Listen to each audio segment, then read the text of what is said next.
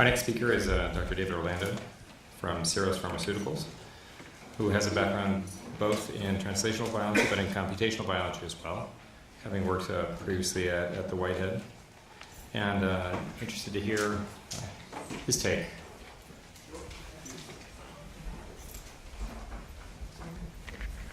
So thank you very much to Ida and all the organizers for inviting me. It's been really great to get to learn about all the science that's happening here and to try to share with you guys some of the things that we're doing at Syros Pharmaceuticals. So at Syros, what we're interested in doing is trying to approach disease from a gene control and gene regulatory point of view. And what that really means is we want to understand in a particular patient, what set up the pathogenic cell state that's creating that person's disease, and how is that regulated and controlled? Because if we can understand that, we think we can have a better chance at understanding how to particularly manipulate that cell state for maximum benefit for the patient. And so the way that it often starts for us is to start with disease tissue from patients, and this is often where we get to collaborate with a lot of various academic and industry partners to look at primary patient material, because what we're trying to do is understand the cell state in the patient that we want to treat, not in a cell line. So we'll take that patient material and then we'll try to profile it to understand how that tissue, that disease is being controlled. So we'll use things like transcriptional profiling with RNA-seq, mutational profiling, but we'll also try to do epigenomic profiling so that we can understand what the regulatory environment is, how the non-coding space is being used to control expression of the disease genes and understand how that relates together to drive cell state. One of the things that we do use is super enhancer analysis, and I'll touch on that a little bit more, but what that really is doing is it's helping us understand what genes are being specifically controlled, more so than other cases, and that's been pointing us towards what the drivers of the disease phenotype are, and we've been able to use that along with the transcriptional information and mutational information to start to build sort of a gene control circuitry in these cells to understand how maybe tumor is different than normal and some other things, and then use some small molecule chemistry that we've got to start to try and develop therapies to help. So I've said the word cell state a lot already, and I thought I wanted to try to sort of define how I think about cell state. And so when we think about cell state, we tend to think about a picture that sort of looks like this. So we've got a set of master regulators, typically transcription factors, that are working together, often binding at their own promoters or at the super enhancers that are often in front of them to sort of create this autoregulatory loop.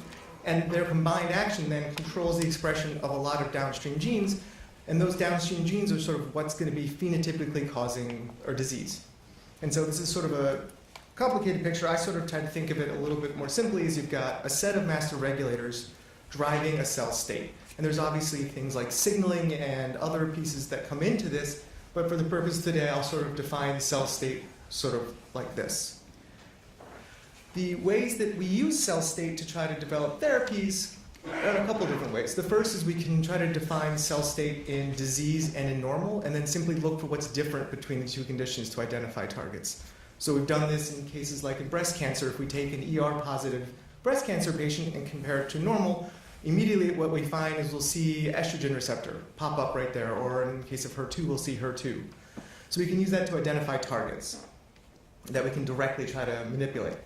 Another way that we can use it is in cases something like we know what the pathogenic gene is. In case of RGD, we're starting to work in sickle cell disease. And so we know the problem is that we're expressing a mutated form of adult hemoglobin. So what we're trying to do is understand, all right, how is that adult hemoglobin being expressed? What's controlling it? Because maybe we can go in and then, instead of trying to intervene here, we can intervene in this upstream part of the gene control network and then drive the expression of fetal hemoglobin, and that'll help resolve the disease. And finally, what I'll spend most of my talk on today is talking about a third way that we can use an understanding of cell state, and that's try to understand how to move one cell state to another so that we can use combination therapies. So this will be a little different than the synthetic lethality we talked about earlier, which is where we're trying to target one particular cell with two different targets. What I'm talking about here is rather to take one cell, use a therapy to move it to a different cell state, then come in with a second therapy that is now that new cell state sensitized to it. And I'll show you an example of that through this talk.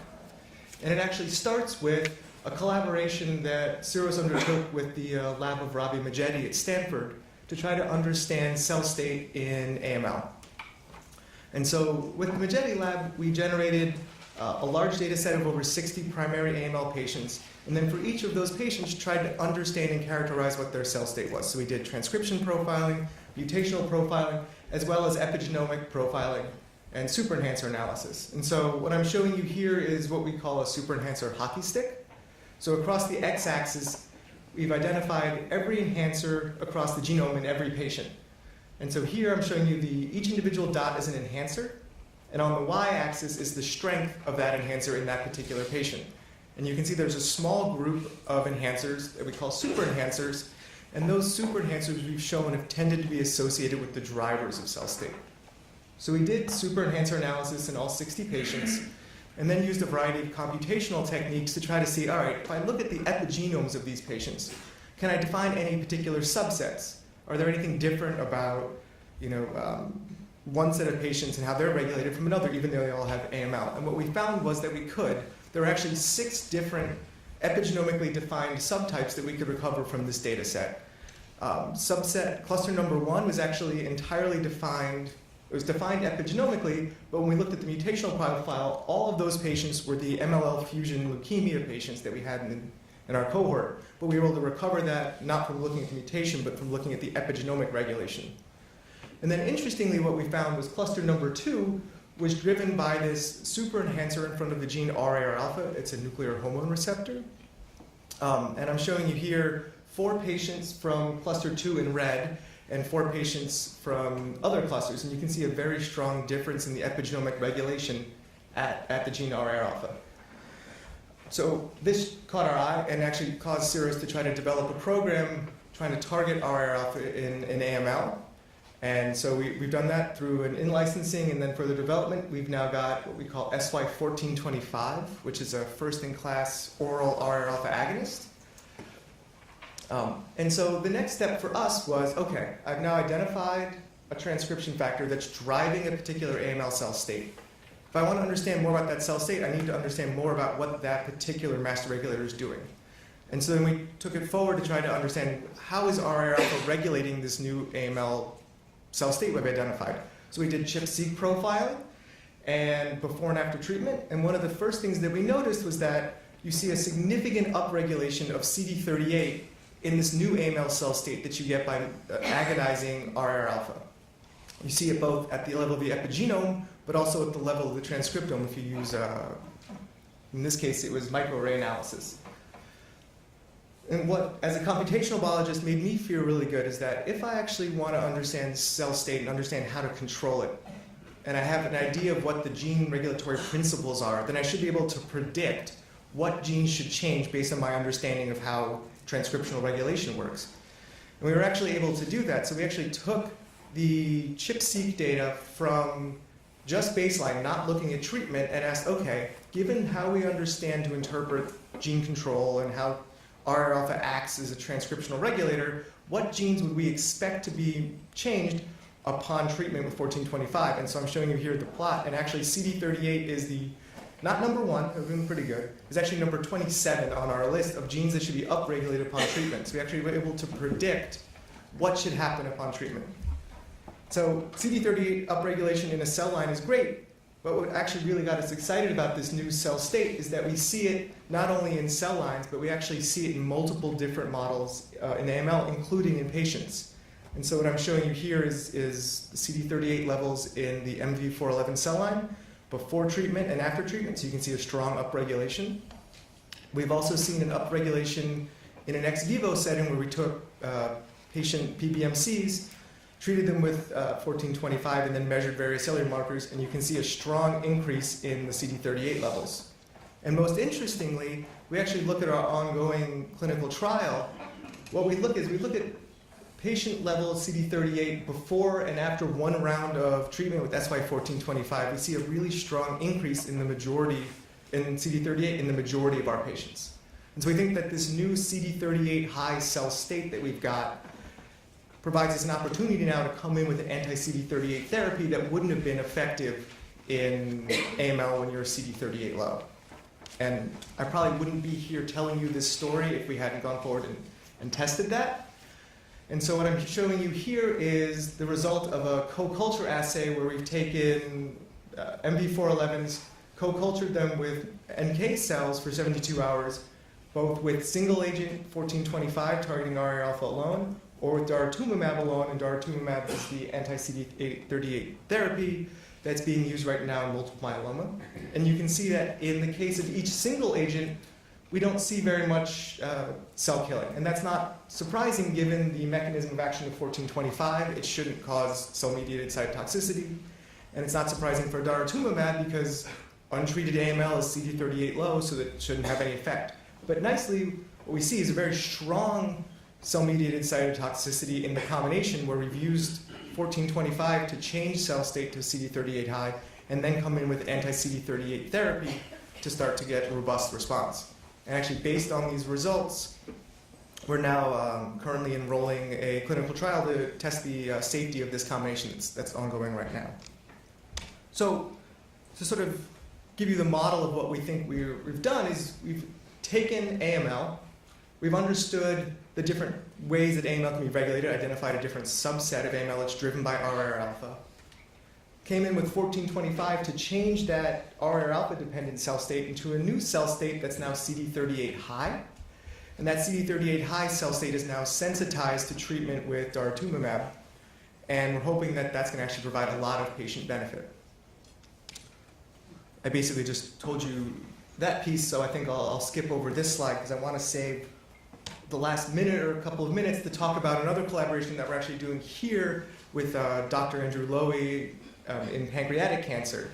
And so similar to the collaboration I told you about with the Magetti lab in AML, we're working with Dr. Lowy to try to get primary samples of pancreatic cancer to understand what the cell state is in that disease. But different than in AML, we're not just trying to look at tumor versus normal.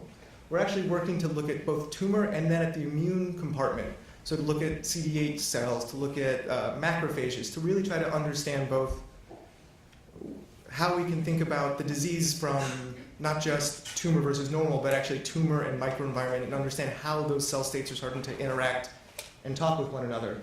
And it's been going on for, I think, a little under 2 years now, and we're starting to generate just an enormous amount of data that we really haven't even started to dig into. We've actually profiled over 20 patients and generated over 50 different genomic subsets looking at the epigenome and the transcription to try to start to understand what we can start to find. And I'm giving you just one example here of one of the things that first popped out when we asked, all right, we've now got data. What's the difference between tumor and normal in pancreatic cancer? And one of the first genes that we just identified was LIF. And actually, interestingly, you know, as a computational biologist, I sometimes generate gene lists, and I'm never sure if they're interesting until I get on the phone with a clinician or somebody else, and they get really excited. And this was one of those times. And actually, I hadn't known that, but actually Dr. Hunter at the Salk had identified LIF in an orthogonal way, actually generated an antibody, and has shown in the mouse KPC model of pancreatic cancer that if you treat with an anti-LIF antibody, you actually get a significant survival benefit. So we believe that this approach is now going to actually, as we dig more and more into this data, we're hopeful that we're going to find even more things like this that will really drive, hopefully, some significant benefit for the patients. And finally, another unique part of this collaboration that's very exciting is that what we're starting to do is not just profile primary patient samples, which are, I think, really important, but also in order to do successful translational research, we do need cellular models to actually test our therapies and develop them and bring them forward. And so we've started to actually try to profile the epigenomes, not just of primary and normal tissue, but of other important models like PDXs, organoid cell lines, and we're expanding into GEMs, to see how the epigenomes are actually maintained across these different models. And so each row here is a different super enhancer, and each column shows you a different sample, and the color corresponds to the strength of the super enhancer identified. And you can see that there are a lot of super enhancers that are maintained across many models, but there are also a lot that are lost. And if you try to develop a therapy that's targeting an immune component, and you go into a model like, say, a cell line where that immune component's not represented, you're going to get the wrong information and not develop that therapy effectively. So we think that really starting to build out our understanding not only of the disease, but of the models of the disease will be really powerful in trying to bring forward some therapy. So just to wrap up, Syros is really interested in working with people and collaborators, both academic and industry, to really understand the cell state around diseases of interest. In AML, we took that approach, discovered RR alpha, have shown now that there's an RR alpha dependent subset of AML. When you treat with SY1425, you move that cell state to something that's CD38 high, and now you can come in with an anti-CD38 antibody and actually get, hopefully, strong therapeutic benefit. And then here at UCSD, we're working with Dr. Lowy to really understand pancreatic cancer, and hopefully, as we get more into that data, we'll have some really exciting results to share. And so with that, I have to thank a lot of people, including Dr. Lowy, his lab, the Magetti lab at Stanford, and then way too many people at Syros to list, so I'll just thank the entire team, and thank you for your attention, and I'll take questions.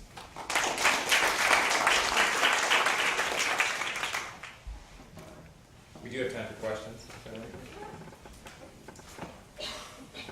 I'll start. I know that retinoic acid is a differentiation agent in heme malignancies. Yep. Are you seeing that in the cell lines you're treating? Is it that you're putting them into a more differentiated state that might make them more vulnerable? That's exactly what we're seeing. We're seeing, you're starting to differentiate down that myeloid lineage, and there's a lot of results that I haven't shared trying to understand what that new differentiated cell state is.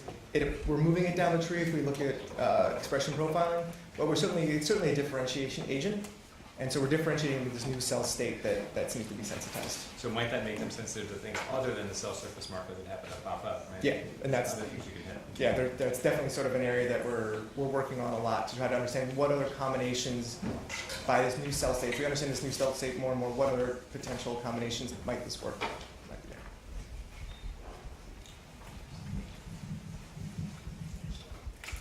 Very interesting strategy and very compelling results.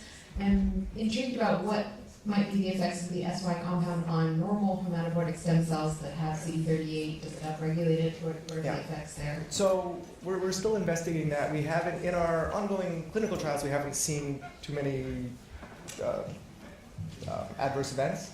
But, and SY1425 and tamibarotene have actually been used for a lot in Japan for the treatment of AML, or APL, excuse me.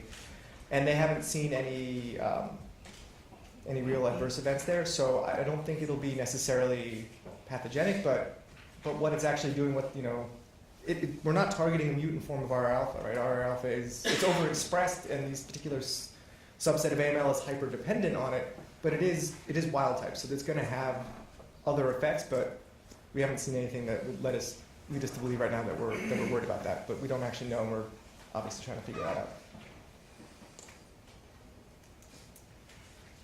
Thank you. Thank you.